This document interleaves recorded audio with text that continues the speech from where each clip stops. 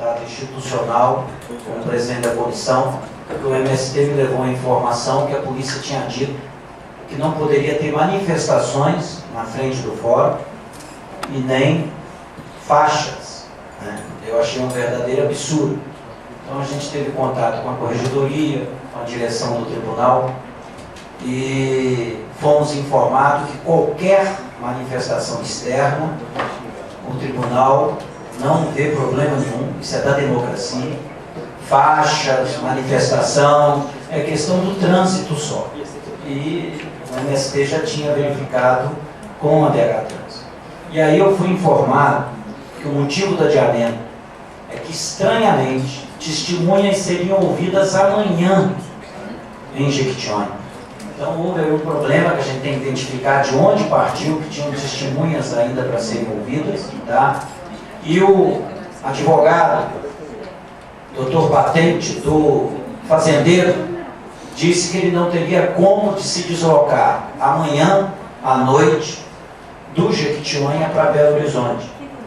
Então, em tese, a testemunha poderia ser ouvida ontem, não haveria prejuízo nenhum à marcação do júri, mas como ele alegou, e o fato de ele estar em outra comarca, teve uma prerrogativa que garantiu o adiamento. Qual foi a atitude do juiz? A atitude do juiz foi prudente, porque se fizesse o julgamento e mantivesse, poderia depois dar causa de nulidade. O que eu fiz ao presidente do Tribunal de Justiça foi um apelo que o júri fosse remarcado imediatamente. Ele disse que iria entrar em contato com o juiz Dr. Glauco, e eu levantei a necessidade do júri acontecer no primeiro semestre. Então, só esse esclarecimento, porque se o júri acontecesse quarta-feira, poderia ensejar a questão de nulidade. E uma nulidade seria muito prejudicial, porque atrasaria muito, né, recursos, né, em Brasília, essas questões todas. O juiz que vai presidir o júri é uma pessoa muito séria, muito isenta, Dr. Glauco. Já tem aí foi desmembrado, não teve jeito, já tem um pistoleiro para ser julgado agora, no início do segundo semestre. O nosso esforço é fazer pressão para que todos de Unaís, inclusive o prefeito do PSDB, o ex-prefeito do PSDB, o Antero Mânica, né, e seu irmão Norberto Mânica, sejam julgados ainda nesse semestre, mais ainda o júri. Com a palavra ao companheiro Pompeu. Boa noite a todas, boa noite a todos. Senhor presidente, deputado Rogério Correia, promotor do requerimento, parabéns pela iniciativa. Em nome da Beatriz aqui, cumprimento a todos os companheiros e companheiras que estão aqui na mesa. Agora que a gente não tem liberdade de informar e liberdade de ser informado, não. Isso é histórico, faz parte da história do nosso país, faz parte da história. Lembro aqui a luta pelas rádios comunitárias, uma luta, eu mesmo tenho um processo até hoje na Justiça Federal, por ter insistido em diversas rádios na região do sul de Minas, e uma delas eu acabei entrando numa luta corporal mesmo com o pessoal da Polícia Federal que estava lá, mas nós insistimos, as rádios estão funcionando, é uma luta que não para, é uma luta que não acaba. Todas as matérias já lembradas aqui na mística, que nós tivemos aqui logo no início, são matérias importantes e que não serão lidas em nenhum outro jornal, em nenhum outro órgão. Então, fiz questão de vir hoje para cá para participar desse ato, desse lançamento. É importante demais. Agora nós temos que, como disse o deputado Rogério Correia, garantir a distribuição, né? Todo mundo que sabe aqui a dificuldade de fazer um jornal, sabe que às vezes fazer só tem que distribuir, conseguir com que ele chegue nas pessoas, com que ele esteja disponível. Nós fundamos um jornal lá no sul de Minas e o principal desafio é garantir que o jornal chegue nas pessoas, que ele realmente vindas do sistema judiciário, deputado Rony, acabem sempre adiando, né? Como você disse, o juiz é uma pessoa íntegra e com certeza saberá conduzir o processo. Se ele conseguir chegar a fazer, porque sempre haverá uma maneira de um pormenor, um detalhe, algo que não foi feito, que vai sempre adiando.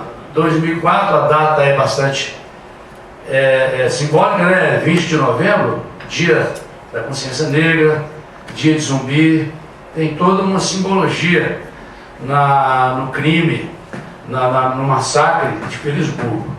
Então é que nós aqui, amanhã e durante esses dias, Rogério, deputado Durval, a gente possa repercutir também e exigir que o julgamento seja marcado ainda nesse semestre.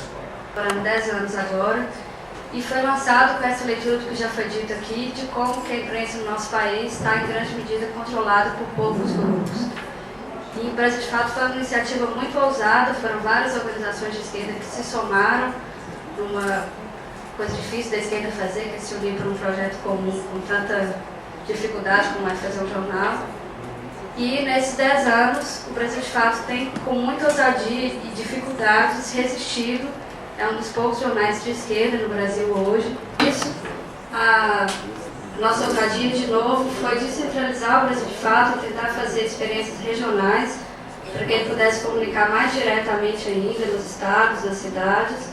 E no fim do ano passado surgiu essa ideia, e nesse ano já podemos comemorar que o Rio de Janeiro começou, já está na 2ª edição do Jornal Semanal, e nós aqui em Minas estamos lançando essa edição número 0, e São Paulo está construindo para que possa em junho já ter esses jornais também nas ruas.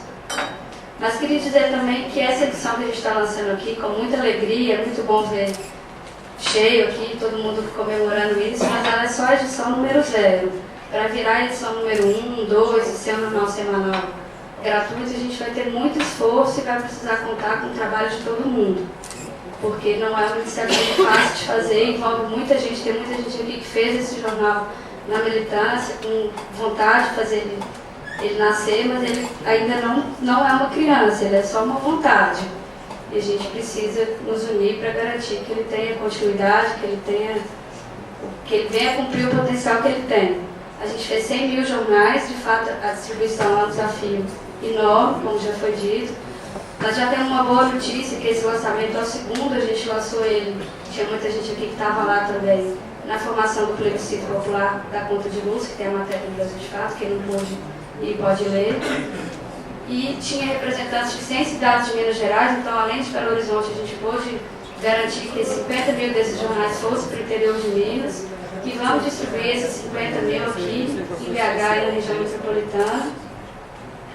Mas precisamos garantir que seja só os primeiros dos 100 mil, que a gente faça milhões e milhares desse jornal e que ele venha cumprir esse contraponto que ele pode ser, que a imprensa mineira tanto precisa.